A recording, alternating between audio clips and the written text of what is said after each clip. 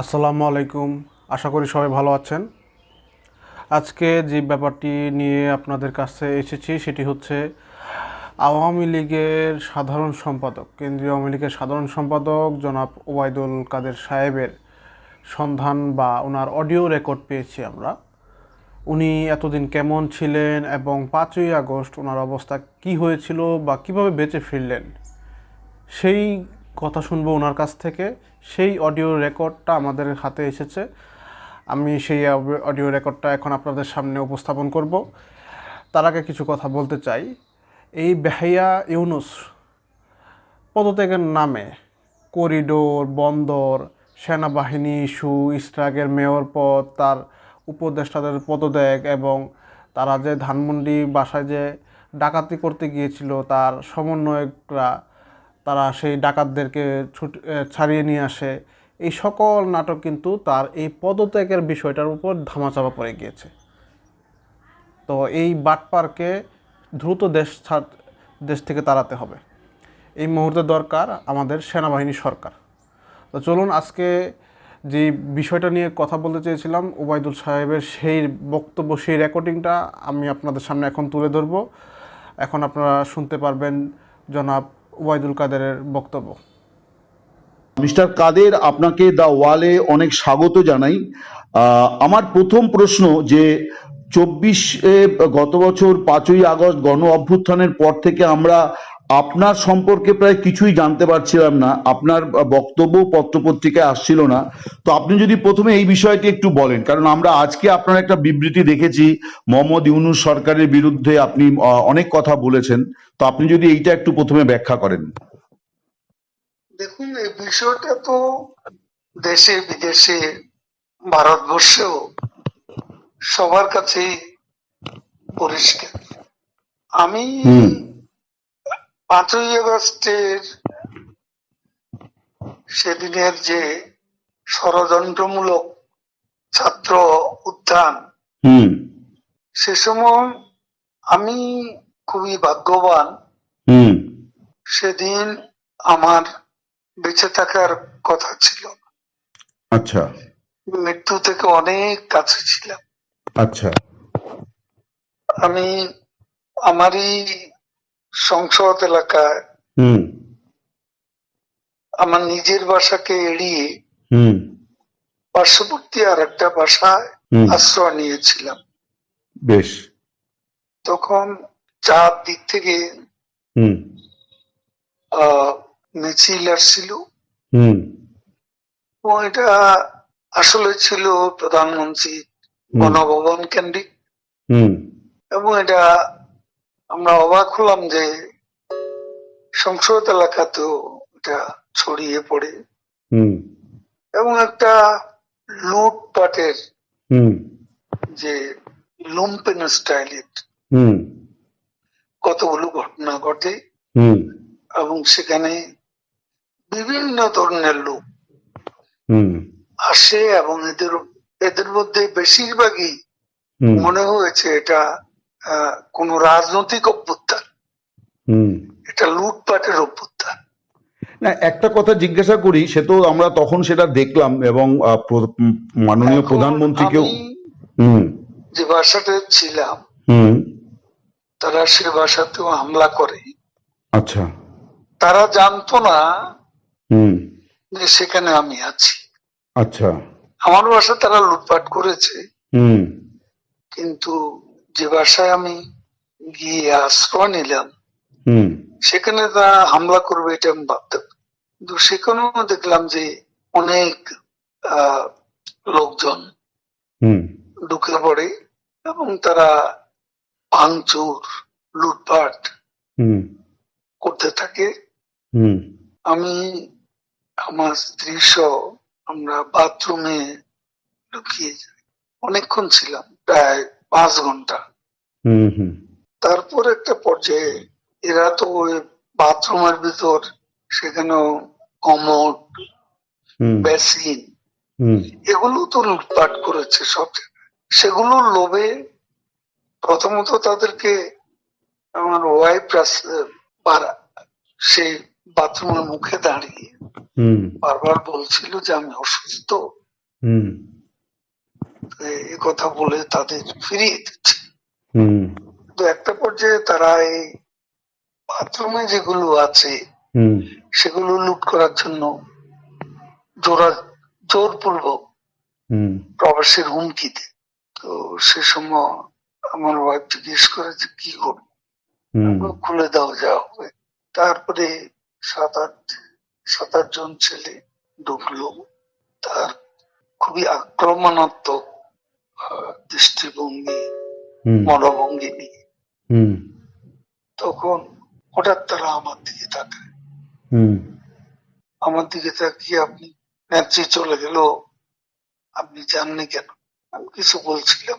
তারপরে এই ছেলেদের মধ্যে কি ভাবের উদয় হয়েছে জানি না, হুম তারা আমাকে বলে আপনার ছবি তুলবো।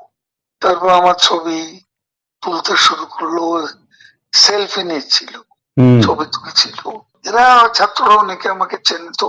হুম হুম কি কারণে তারা তখন তারা আক্রমণাত্মক যে মনোভাবটা ছিল হুম সেটা নিমেষে হুম শীতল হয়ে গেল। আচ্ছা এরা ঠান্ডা মাজাজে তখন কথা বলছিল। আচ্ছা এদের মধ্যে আবার এক পর্যায়ে একটা গ্রুপ, তারা চেয়েছিল আমাকে হুম রাস্তায় সেনাবাহিনী হুম হাতে তুলে দিতে। কেউ কেউ আবার এটাও চেয়েছিল যে জনতার হাতে তুলে দিতে। হুম এটা অবশ্যই তখন একটা মানসিক ভাবে হুম ভেতরে ভেতরে হুম ভেঙে পড়েছিলাম। হুম এরপর এরা এদের একটা শার্ট, এদের ওই ব্যাজ, হুম লাল হুম পতাকা শোভিত হুম ব্যাজ লাগিয়ে আবার কালো একটা মুখে একটা মাস্ক হুম দিয়ে আমাকে আহ, হাঁটতে হাঁটতে হুম সংসদ এলাকা থেকে হুম বড় রাস্তা, গণভবন অভিমুখী হুম রাস্তা, ওখানে নিয়ে যায়। আচ্ছা ওখানে নিয়ে হঠাৎ করে কোত্থেকে একটা উম, একটা ট্যাক্সি আসে, হুম একটা ইজি বাইক, হুম সেটা খালি ছিল। হুম ওখানে কোনো গাড়ি ঘোড়া কিছু ছিল না। হুম ওটা হঠাৎ করে কেন যেন এসে পড়ল, হুম হয়তো আমার ভাগ্য। এরা দুজনে আমাকে নিয়ে, আমার ওয়াইফকে নিয়ে ওটাতে উঠলো আর বলতে লাগলো, ওতে তো অসংখ্য মানুষ, হুম চেক আপ সব জায়গায়। এরা বলতে লাগলো যে আমাদের চাচা চাচি অসুস্থ, হুম হাসপাতালে নিচ্ছি, হুম ডিস্টার্ব করবে না। হুম এই করে করে নিয়ে গেল একটা অনেক দূরে একটা জায়গা। তো এটা হলো, ভাবতেও পারেনি ওরা যখন বাথরুমে ঢুকলো যে বেঁচে হুম থাক, হুম সে বেঁচে থাকাটাই সেদিন যে একটা পরম সৌভাগ্যের বিষয়। হুম আনএক্সপেক্টেডলি হুম বেঁচে গেছি, ইট মোস্ট ইম্পর্টেন্ট। সে সময় হুম এই ছেলেরা যে কোনো ভাবে আমাদেরকে আর্মির হাতে তুলে দিতে পারতো। মানুষের রাস্তায় অসংখ্য মানুষ, হুম সেখানে অনেকেই তো আছে আমাদের অপোজিশন, হুম মেরে ফেলতে পারতো। হুম তো আজকে এটুকু বলে শেষ করি। না কিন্তু আপনাকে মানে তারপরে আপনি কোথায় এটাও রইলেন? কেউ জানে না, আপনি প্রথম জানেন। না বলছি যে আপনি এরপরে কোথায় রইলেন, তারপরে তো আপনি মানে থাকলেন কি করে, মানে ওই রকম আমি পরিস্থিতি? বাংলাদেশে ছিলাম হ্যাঁ হ্যাঁ 3 মাসের মতো। হুম হুম হুম আমার একটা উদ্দেশ্য ছিল হুম যে ওখান থেকে কিছু করা যায় কিনা, আচ্ছা কিছু একটা করা যায় কিনা, আচ্ছা সংগঠিত করা যায় কিনা। আচ্ছা বিভিন্ন জায়গায় হুম শ্রমিক অসন্তোষ, হুম কর্মচারীদের অসন্তোষ, হুম এগুলো প্রতিদিনই এগুলা লক্ষ্য লক্ষ্য করতাম। মানে পেশাজীবীদের যে ক্ষোভগুলো আর কি। ক্ষোভগুলো তখন রাস্তায় নেমে আসছিল, ঠিক ঠিক বিশেষ করে গার্মেন্টস। ঠিক ঠিক তো সে সময় ভাবলাম যে এদের সাথে যোগাযোগ করে কিছু করা যায় কিনা। তো এই চিন্তাতেই 3 মাস পরে রইলাম। আচ্ছা এরপরে একে একে সবাই অ্যারেস্ট হচ্ছে এবং আমি তো নেত্রীর পরের হুম পরের স্থানটাই আপনার। জন। আমার বিরুদ্ধে তখনই 212টা খুনের মামলার আমি আসামি হয়ে গেছি। তারপর এই অবস্থা অনেকেই বললো, আবার এখান থেকেও অনেক অনুরোধ যাচ্ছিল আমি যেন সতর্কভাবে এদিকে চলে আসি। এইভাবে চিন্তা করলাম যে আসলে আমি বাইপাস সার্জারি হয়েছিল, অনেকগুলো ওষুধ খেতে হয়, আমি এখানে ধরা পড়লে ওষুধ খাওয়াবে কি? ঠিকই। তারপরে অনেক কিছু ভাবনা চিন্তা করে 75-এ এখানে এসেছিলাম, তার বঙ্গবন্ধু, তারপর 100 নম্বর জেল হত্যা হলো, তারপরে কলকাতায় এসে 9 মাস ছিলাম। আচ্ছা। এখান থেকে ফিরে গিয়ে জগন্নাথ হলে একটা বৈঠক করছিলাম অনেক রাতে, ঢাকায় তখন কারফিউ, তো ওখানে আমাকে অ্যারেস্ট করা হয়। তারপরে এরপরে আবার 111-এর পরে তখনও জেল খেটেছিল। তো ওই যে বঙ্গবন্ধু হত্যার পরে যে 9 মাস ছিলেন, তারপরে কি আর কলকাতায় আসেননি কোনো কাজে বা কোনো ইয়েতে? না মানে কখনো রাজনৈতিক প্রয়োজনে আসেননি আর কি? আসছি, আমি তখন যোগাযোগ মন্ত্রণালয়ের দায়িত্ব ছিলাম, তখন এসছেন আর এখানে কি? আমাদের ডেপুটি হাই কমিশনার বিজয় দিবসে আমাকে প্রধান অতিথি করেছিল। বেশ। তো একটা জিনিস বলছি, এই যে আপনি রইলেন, তো তারপরে তখন আর কোনো সমস্যা হলো না যে ওই ছেলেগুলো আপনাকে কোথাও পৌঁছে দিল, ওরা আর কি এটা ফাঁস করেনি? তাহলে কি? আমি রাতেই ওখান থেকে আবার কিন্তু এই যে ছেলেগুলো এরকম করলো, এটার কারণটা কি মনে হয় আপনার, যে ওরা যে আপনার প্রতি সদয় হলো, আপনাকে কোনো বাঁচালো? আমি বুঝি মানে এটা কি হতে পারে যে এরা আওয়ামী লীগেরই তাৎক্ষণিকভাবে ওই সময় বিক্ষুব্ধ হয়েছিল, এরকম হতে পারে? আওয়ামী লীগের হলে তো আমি চিন্তা। ঠিকই। একটা অনেকে বলে যে আপনার কিছু ভূমিকা তখন বিতর্কিত ছিল, আপনি ছাত্রলীগ যুবলীগকে যেভাবে মানে মাঠে নামিয়েছিলেন পাল্টা, তার ফলেই এরকম একটা বড় জনরোষ তৈরি হয়ে গেল আর কি। এটা মানে আমরা কথা মোটেই ঠিক না। আচ্ছা। আমি কখনো বলিনি যে ছাত্রলীগকে এই অভ্যুত্থান দমানোর জন্য। সেটা লন্ডন থেকে আমাদের এক ব্যারিস্টার নিজম মজুমদার, ও ইউটিউবে কথা বলে, ও তখনকার ভিডিও নিয়ে সেটা প্রচার করেছে মাস তিনেক আগে। সেখানে ছাত্রলীগের নামই ছিল, বিভিন্ন বলা হয়েছে ওই দিন ছাত্রলীগকে, ছাত্রলীগই যথেষ্ট, এ ধরনের কোনো বিষয় ছিল না আমার বক্তব্য। আর আমি পার্টির সেক্রেটারি, তারা আমার মেট্রো রেল পুড়িয়ে দিচ্ছে, তারা আমার সেতু ভবন পুড়িয়ে দিচ্ছে, তারা বিটিভি ভবন পুড়িয়ে দিচ্ছে, তারা আমার অফিস আক্রমণ করতে পারবা আসছে, পার্টি অফিস, তারা গণভবন মুখী আক্রমণ শোনাচ্ছে। তো সে সময় আমি কি আমাকে সেভ করব না? আমার দলকে সেভ করব না? আমার নেত্রীকে সেভ করতে হবে না? তখন সে সময় আমি পার্টির সেক্রেটারি হিসেবে আমার উপর সময় আরোপিত যে দায়িত্ব, সে দায়িত্ব আমি পালন করেছি। এটা যে কেউ করতো, আমি ওই জায়গায়, আমার জায়গায় অন্য কেউ থাকলে তিনিও সেটা করতেন।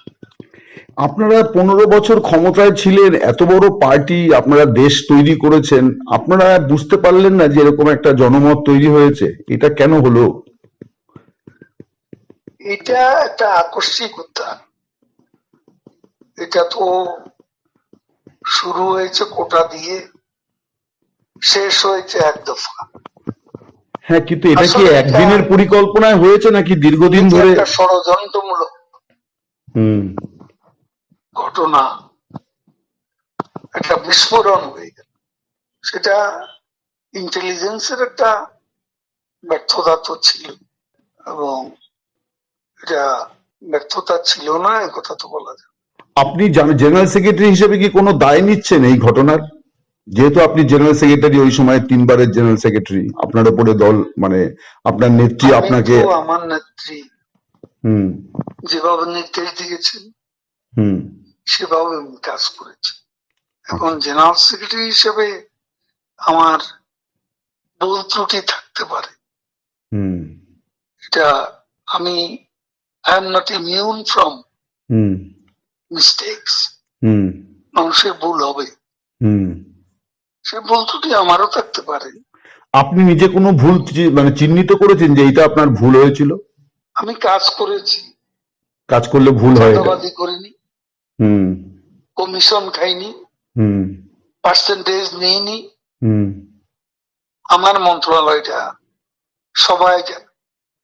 হুম তারপরে বাংলাদেশ আওয়ামী লীগের কমিটি গঠন করতে হুম কমিশন নিয়ে হুম কাউকে পদায়ন করিনি, হুম চাঁদাবাজি করিনি।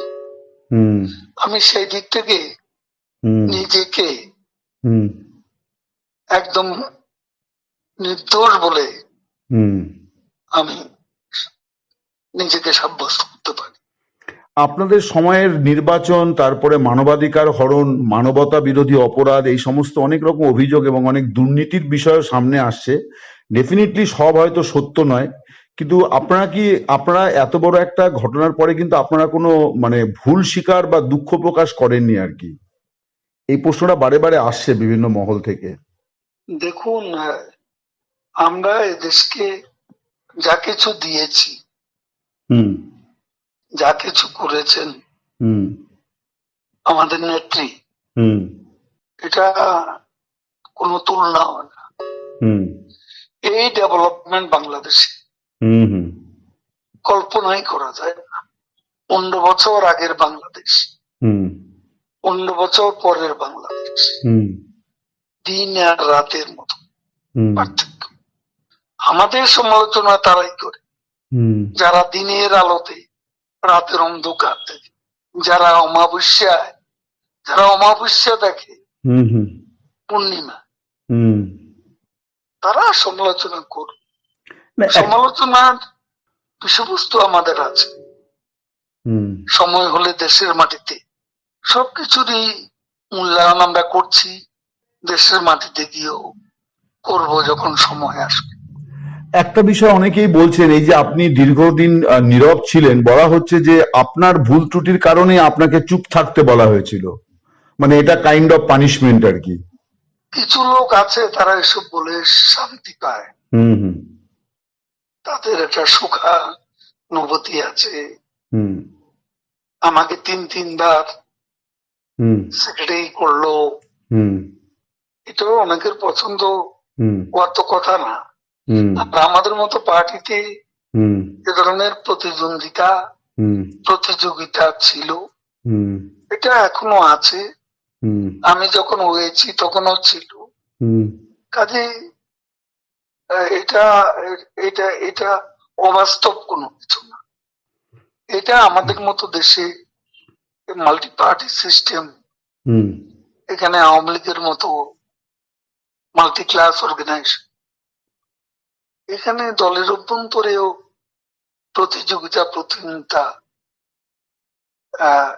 ফলে এ ধরনের কিছু আনটুয়ার্ড আনপ্লেজেন্ট কিছু কিছু ঘটনা ঘটতে পারে।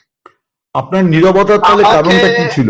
হ্যাঁ। আমাকে প্রধানমন্ত্রী নিজেই খুঁজেছেন এবং উনি সবচেয়ে বেশি ওয়ারিড ছিলেন হুম আমার অসুস্থতার নিয়ে। হুম তিনি ভেবেছেন এই অবস্থা আমি দেশে ছিলাম, হুম বলে যে তুমি টোটাল চেক আপ করো, হুম এখন তোমার অন্য কিছু করতে হবে না, হুম পারলে কিছু লেখো, 71 থেকে হুম দেশ নিয়ে লেখো, হুম সাম্প্রতিক ঘটনা প্রবাহ নিয়েও হুম তোমার চোখে যা দেখেছ হুম এগুলো নিয়ে লেখালেখি করো, কখন কি করতে হবে আমি বলবো।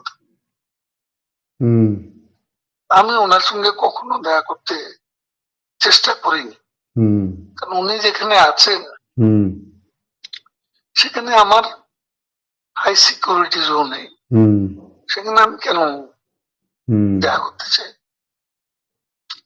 উনি যখন প্রয়োজন তখন আমাকে বলবেন। হুম আর আমি ভালো করেছে কি মন্দ করেছে, হুম তার সবচেয়ে বড় সাক্ষী হচ্ছেন হুম প্রধানমন্ত্রী শেখ হাসিনা। হুম তিনি সবকিছু জানেন, হুম আমার জীবন, আমাদের কর্ম দ্বারা। কিন্তু আমরা তো শুনতে পাচ্ছিলাম যে আপনার জায়গাতে কে হবেন এটাই এখন আওয়ামী লীগের মানে শীর্ষ এবং মাঝারি স্তরের নেতাদের মধ্যে সবচেয়ে বড় ইঁদুর দৌড় আর কি, যে নেক্সট জেনারেল সেক্রেটারি মানে ওবায়দুল কাদের থাকছেন না, এবার কে হবেন সেই নাম নিয়ে কামড়া কামড়ি ইঁদুর দৌড়, এটাই আমরা কিন্তু পাচ্ছি খবর। এই কামড়া কামড়ি, এটা অসুস্থ রাজনীতি। হুম এখনো আমরা দেশের বাইরে, হুম এখনো ক্ষমতা থেকে যে ক্ষমতা আমরা হারিয়েছি, হুম সে ক্ষমতা কখন পাবো, হুম সে বিষয়টা আগে দেশ নিয়ে আমাদের ভাবা দরকার। দলে কে কি হবে, হুম দেশ নিয়ে দেশে সেটা ঠিক করা দরকার। সেটা তো এখন এখানে বসে হুম আমরা কামড়া কামড়ি করলে হুম তাতে আমাদের কি ক্ষতি? হুম এখন আমাদের সবার লক্ষ্য হুম আমাদের দেশকে আবারও বঙ্গবন্ধু মুক্তিযুদ্ধের ধারায় হুম আমাদের দেশকে আমরা নিয়ে যাব। আপনারা এবং আপনারা কি আশাবাদী যে আপনারা ফিরবেন এবং আওয়ামী লীগ আবার শেখ হাসিনা আবার বাংলাদেশের প্রধানমন্ত্রী হবেন? আমি শতভাগ আশাবাদী। এইটা কেন? আমি আরো অনেকের মুখে শুনছি, এর কারণটা কেন আপনারা মনে করছেন? আমরা মনে করছি এ কারণে, বাংলাদেশের জনগণ, হুম আপনি এখন পাবলিক অপিনিয়ন নেন, সবাই বলবো, বেশিরভাগ মানুষ বলবে শেখ হাসিনাই ভালো ছিল, শেখ হাসিনাই ভালো চালিয়েছে, শেখ হাসিনাকে হারিয়ে আমরা অনেক কিছু হারিয়ে ফেলেছি। আমাদের কাছে যেটা, সেগুলো আমাদের আদর্শ, বাংলাদেশ রাষ্ট্রের জন্মের চেতনা, হুম আমাদের মুক্তিযুদ্ধ, মুক্তিযুদ্ধের আদর্শ, এসব আমাদের এই জায়গায় আমাদের প্রত্যাবর্তন করতে হবে। কিন্তু একটা মিস্টার কাদের, আমি একটা জিনিস বলি, মানে ভারত সরকার ছাড়া আর কোনো মানে দেশ তারা কিন্তু আওয়ামী লীগের কার্যক্রম নিষিদ্ধ করার সিদ্ধান্ত নিয়ে তেমন কোনো প্রতিক্রিয়া দিল না। মানে আপনারাও মানে দুঃখ প্রকাশ বা ক্ষমা প্রার্থনা করছেন না। মানে এই জায়গায় কি একটা কোনো মানে জেদাজেদি বা ইয়ের জায়গা তৈরি হলো? মানে আওয়ামী লীগ কি একটু না, একঘরে হয়ে আমরা যাচ্ছে কারোর না? সাথে জেদাজেদি করবো? ভারত আমাদের দুঃসময়ের বিশ্বস্ত বন্ধু। হুম সংকটে আমরা বারবার হুম ভারতের কাছে ছুটেছি। হুম এখানে আমরা অন্য কোনো দেশের সঙ্গে আমাদের কোনো বৈরিতা নেই। হুম আমরা কারো বিরুদ্ধে কোনো বক্তব্য দিচ্ছি না, হুম কারো সমালোচনা করছি না। বেশ। আমরা এখন আমাদের দেশকে, হুম যেখান থেকে আমরা বাংলাদেশে স্থানচ্যুত হয়েছি, হুম যেখান থেকে আমরা দেশে শিকড় থেকে বিচ্ছিন্ন হয়ে গেছি, হুম সেই শিকড়ে আমাদের ফিরে যেতে হবে। কিন্তু তার জন্য সেটি তো আমাদের চিন্তা। আমরা কারো বিরুদ্ধে নেই, কারো সমালোচনাও করি। কিন্তু তার জন্য তো মানে দেশবাসীর কাছে ন্যূনতম নিজেদের ভুল স্বীকার দেখুন, করতে হবে। ভারতে বসে আমি ক্ষমা প্রার্থনা কেন করব? আমি আচ্ছা দেশে গিয়ে করব। আচ্ছা। আমার ভুলের জন্য, হুম আমার ভুল ত্রুটি হলে সেটার জন্য আমাদের নেত্রী আছেন, হুম তিনি দেশবাসীকে বল, হুম এখান থেকে বলা কি ঠিক? হুম থ্যাংক আচ্ছা, ইউ। অনেক ধন্যবাদ, অনেক কৃতজ্ঞতা আপনাকে দ্য ওয়ালের তরফ থেকে। আপনার সুস্বাস্থ্য কামনা করি, ভালো থাকুন।